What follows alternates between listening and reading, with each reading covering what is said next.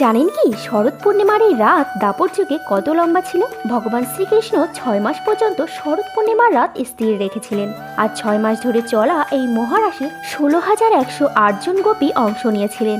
ভগবান শ্রীকৃষ্ণের এই রাসলীলার অংশ নিতে অনেক দেবী দেবতারাও গোপী বেশ ধারণ করে পৃথিবীতে এসেছিল। এমনকি মহাদেবও সেই মহারাস লীলার থেকে নিজেকে আটকে রাখতে পারেননি। তবে রাধারানী ও শ্রীকৃষ্ণ মহাদেবকে চিনে ফেলেন এবং মহাদেবকে প্রার্থনা করেন তিনি যেন এই রূপে ব্রজে নিবাস করেন।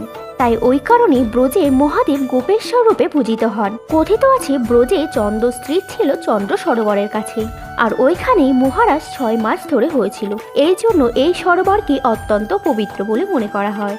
এবং শরৎ পূর্ণিমার দিন চন্দ্র তার 16 কলায় পরিপূর্ণ থাকে এবং শ্রীকৃষ্ণ 16 কলায় পরিপূর্ণ, কেননা এই দিন চন্দ্রের কিরণ থেকে অমৃত ঝরতে দেখা যায়। আর ওইদিকে শ্রীকৃষ্ণ সকল গোপীদেরকে প্রেমের বর্ষা ঝরায়।